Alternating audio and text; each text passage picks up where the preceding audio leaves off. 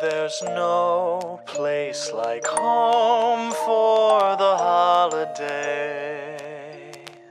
And no matter how far away you roam, if you pine for the sunshine of a friendly gaze, for the holidays you can.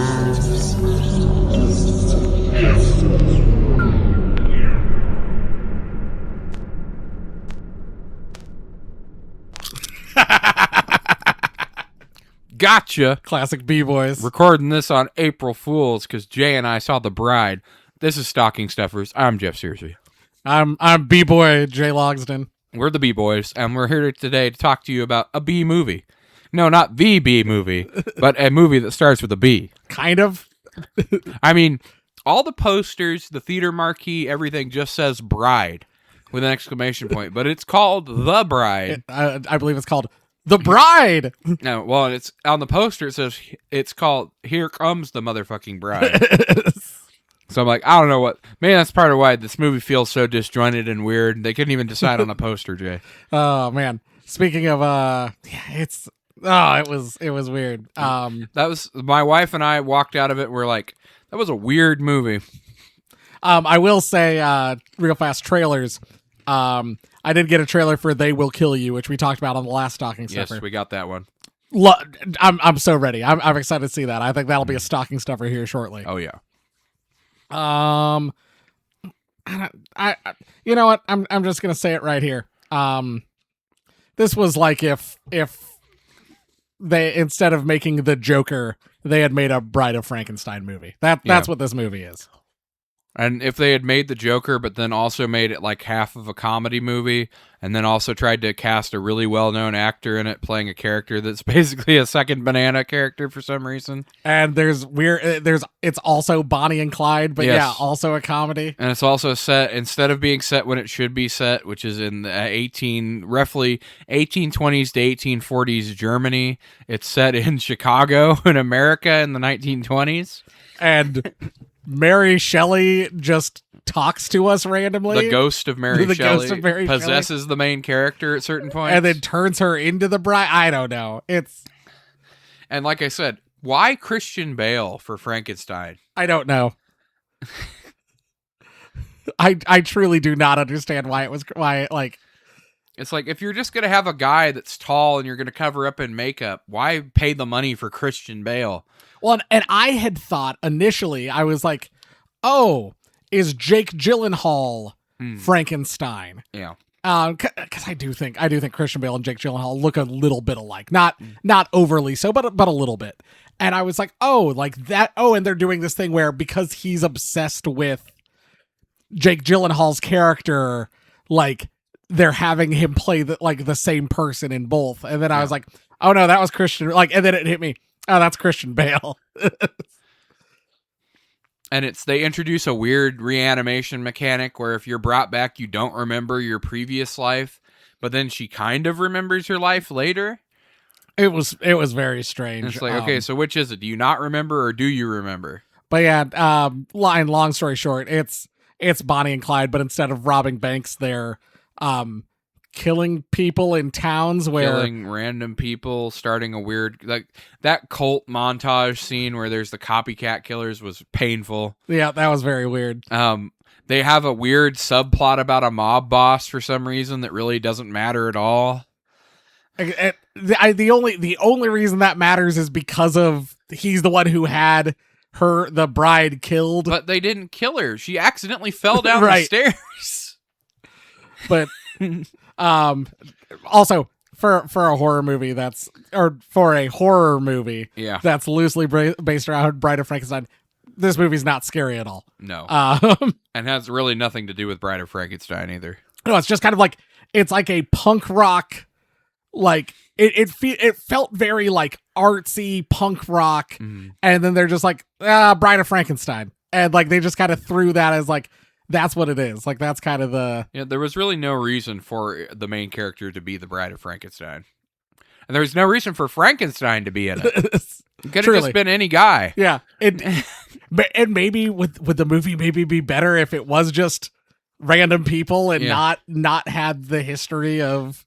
Why drag in all the baggage of those two very famous characters? I mean, it doesn't make any sense to me. I will say, and maybe this is the biggest compliment I can pay this movie. I think theater kids are gonna love this movie for generations to come. There are lots of kids I knew when I was like in high school theater that, you know, their favorite movie was like Edward Scissorhands or like Romeo plus Juliet. They're gonna fuck those type of people are gonna fucking love this movie. My wife and I were walking out and we're like, my soon to be brother-in-law Ben. We were like, I think Ben would like this movie. He's a theater kid. I agree. I do think your soon to be brother-in-law Ben would enjoy this movie. Great costumes, great effects, great makeup. All that stuff looked really, really good. I thought that, like I said, if this had been a movie that focused on one character instead of one, it seems like it's half Frankenstein's movie, half the Bride's movie. And the plot just randomly kind of jumps around after about the first like 15 minutes and you establish the weird Mary Shelley's ghost possessing people thing. It kind of keeps jumping back and forth between the like 5 different plots this thing is trying. It's trying to juggle women's revolutionary struggle. It's trying to juggle Frankenstein, the bride, the mob boss plot, the woman trying to be a detective with the detective who's corrupt or whatever following them. And then also the movie, the actor storyline with Jake Gyllenhaal is also thrown in there. No, there's so much going on. And it's like, yeah, it's the movie, even though it's 2 hours, if like so many stories maybe get like 15 minutes within that time to take place. Like, honestly, a movie about like, let's say we were like, oh man, Christian Bale, we love him as Frankenstein. A movie about Christian Bale's like quest to meet this actor, I think, and the way like he sees himself in the movies or whatever and is like living through the movies. That could have been a good movie on its own. I think that would have been a real interesting movie.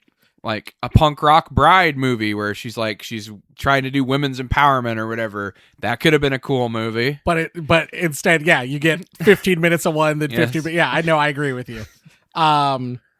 Or even a movie about a guy, like a detective and his secretary who really wants to be a detective, but it's not socially acceptable, fighting a corrupt system and a mob boss. That could have been a cool movie. I really thought there was going to be more going on with that thing. Where, you know, because I really enjoyed the, like, he's the incompetent police officer who somehow rose to the level of detective. And she's the actual brains that actually gets everything done. I would love to watch that detective show. I think that'd be such a fun show to watch. Instead of any actual developments in that plot, because there's so much shit shoved into this movie, there literally is just a point in the movie where he hands her the badge and is like, okay, you're detective now. Which is not how this works. I'm field promoting you to detective. Speaking of the weird Jake Gyllenhaal Hollywood thing, Jeff, never in my life did I think in a different movie about Frankenstein we would get Frankenstein dancing to Putting on the Ritz. Oh, and we fucking got it, and I lost my shit.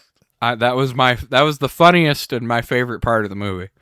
I was just like, I never thought that. I'm like, never in a million years did I think this would be in The Bride, and it was, and I loved it.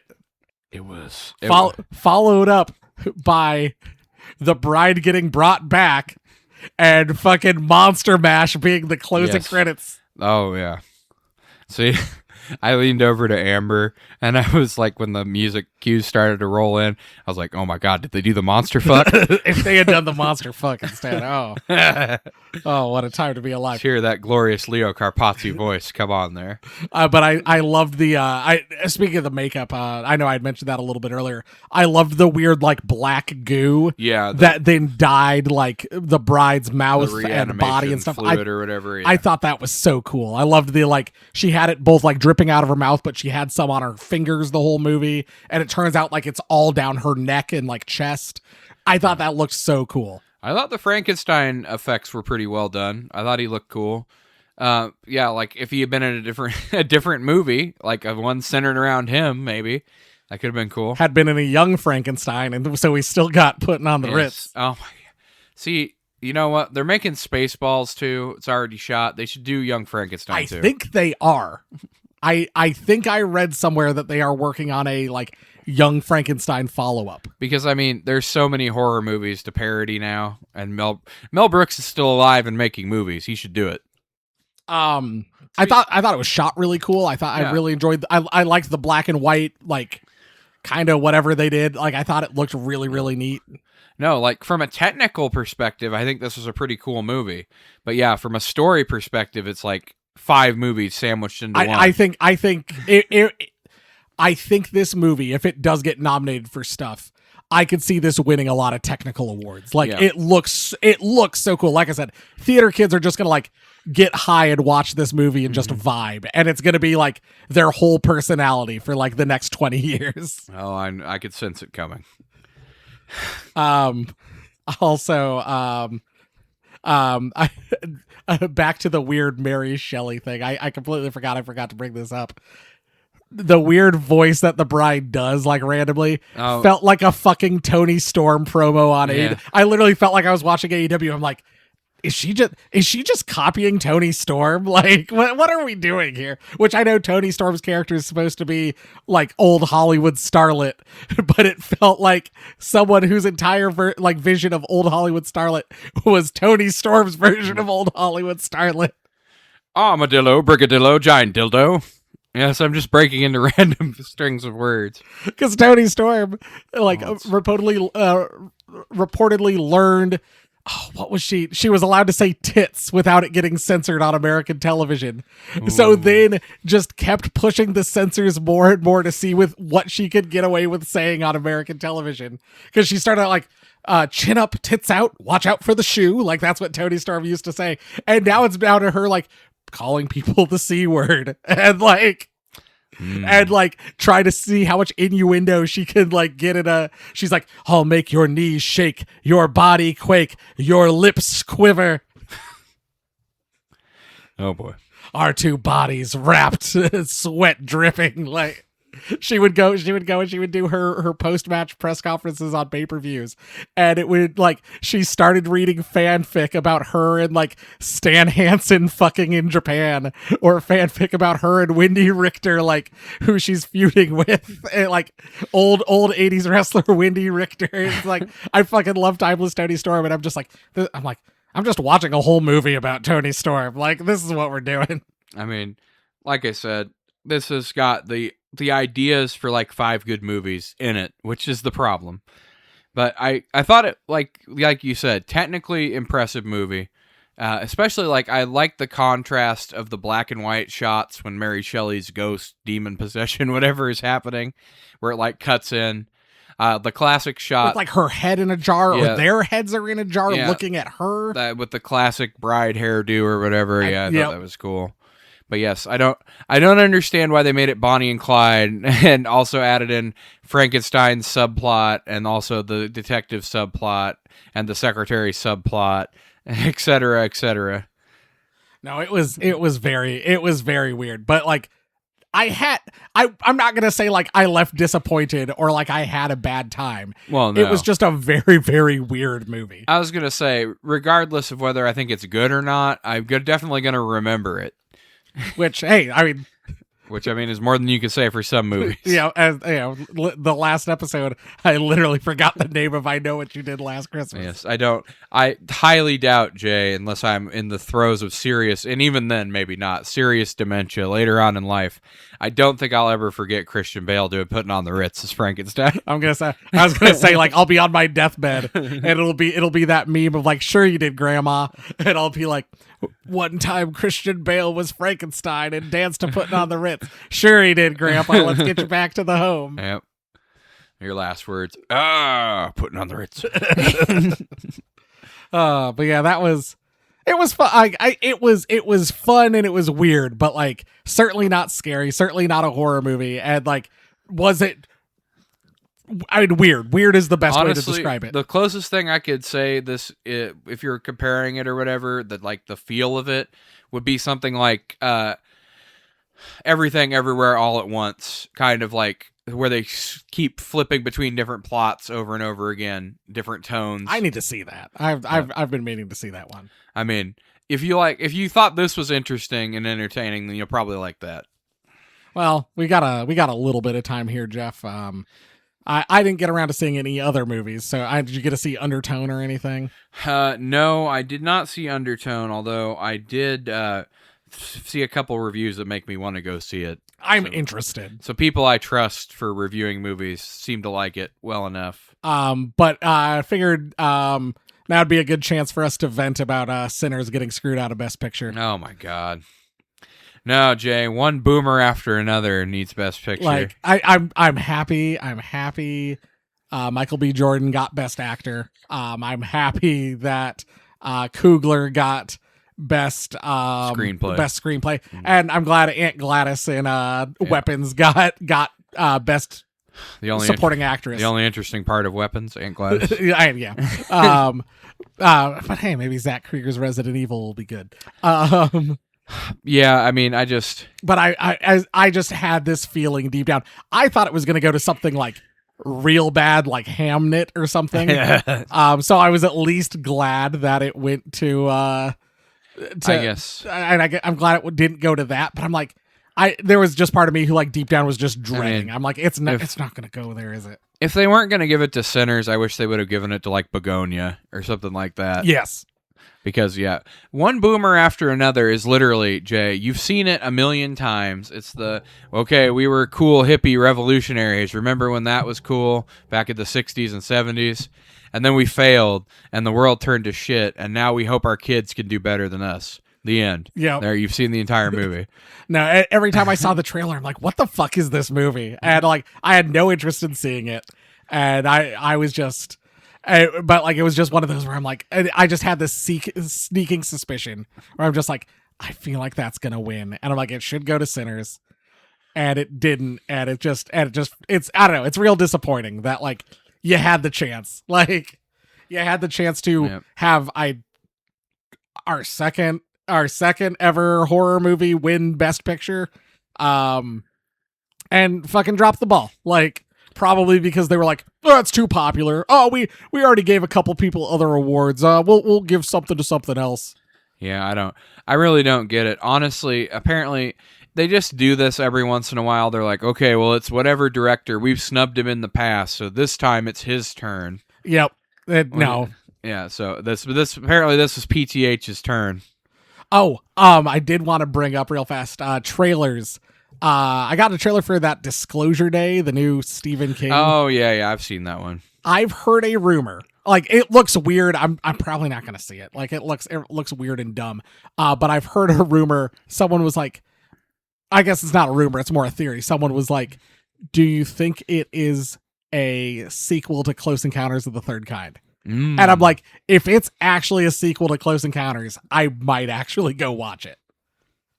Or what if it's a sequel to E.T.?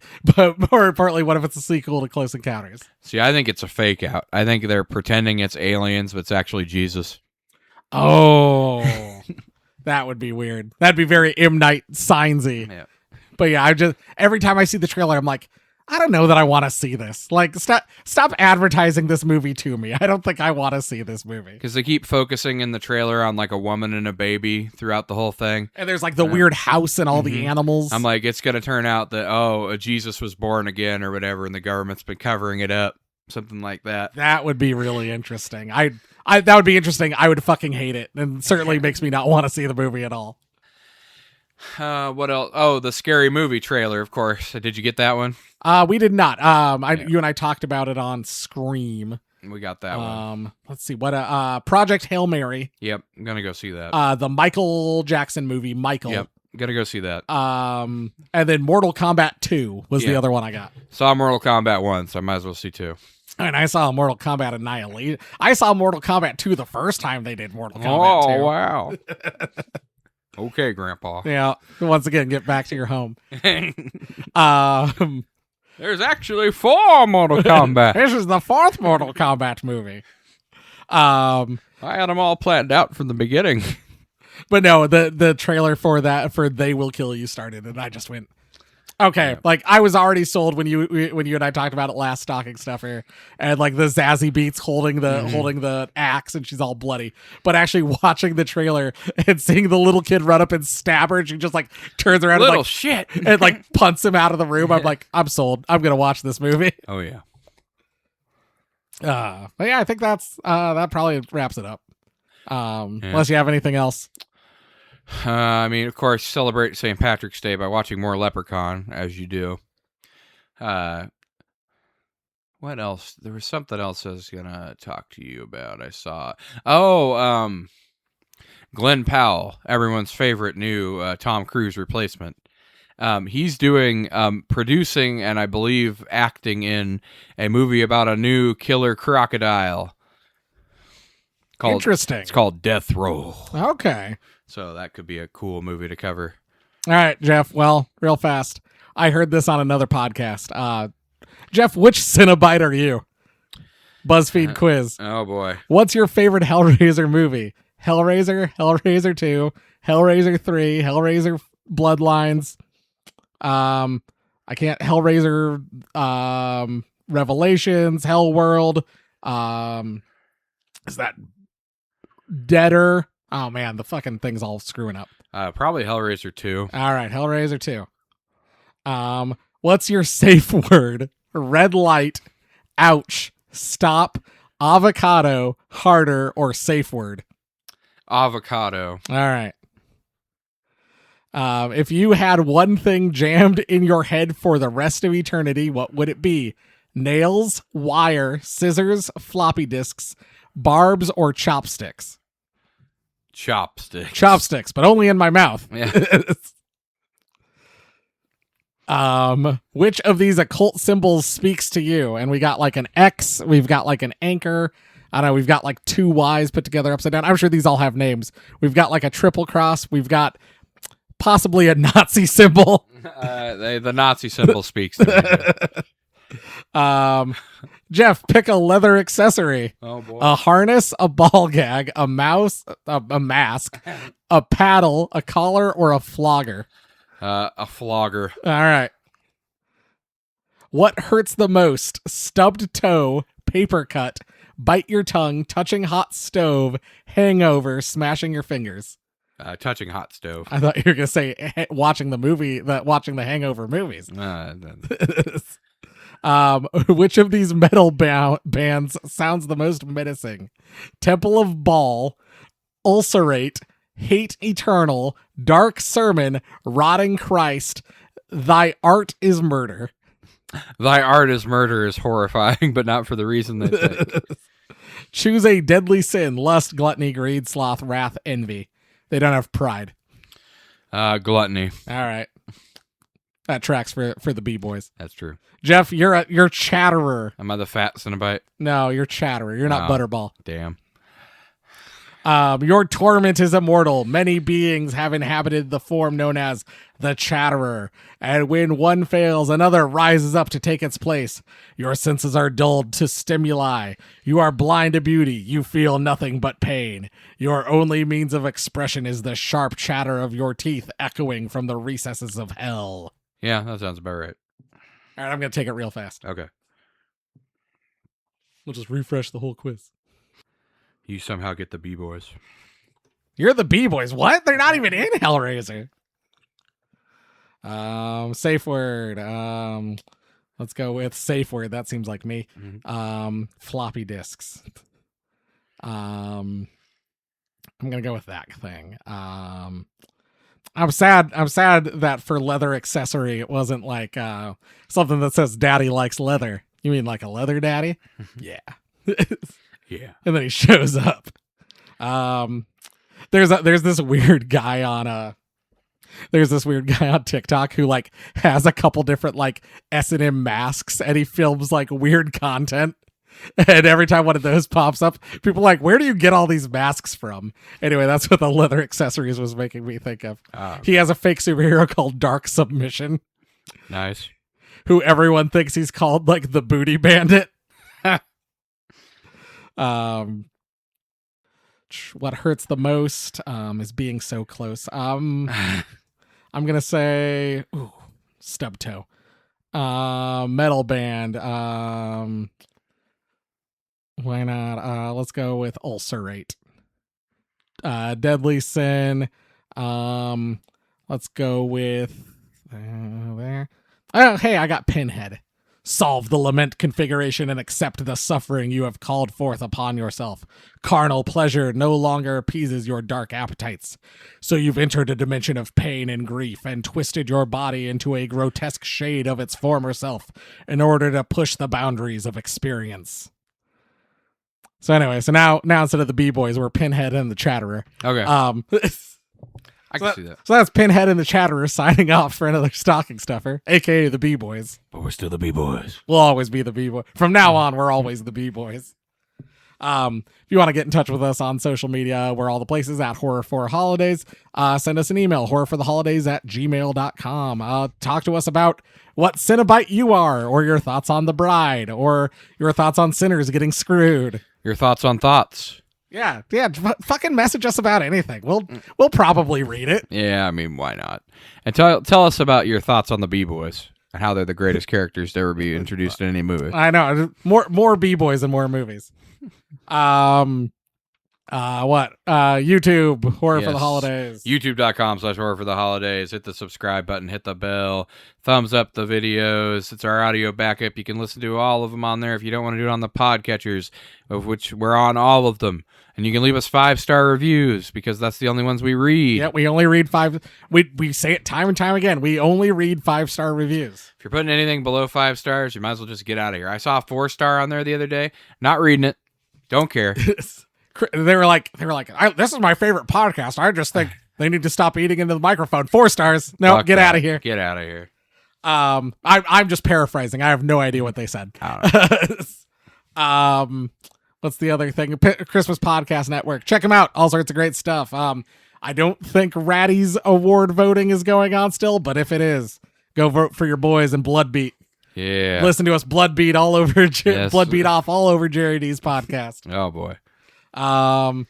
Otherwise, I've never seen Jerry D so embarrassed. He was just like, he caught us blood beating. he's like, I just joined the Zoom call and there they were just blood beating everywhere. Yeah. Otherwise, I think that's it. Thanks for listening. We'll see you next week for a little late Easter, as we'll talk about Critters with Matt Dupay. The Mr. Critters is going to be on the Critters episode. Yep. We got Matt. We're going to talk about Critters. We're starting a yearly Easter tradition talking about Critters with Matt Dupay. Yes. Until we're out of Critters movies, and then we'll move on to something else. And then we'll make some more Critters movies. Yeah, we'll go out of our way. Keep forcing Matt to come on here over and over again until he hates us. I mean, he would come on and talk about something else, too. Yeah, he probably would. All right, he'd come on and talk about...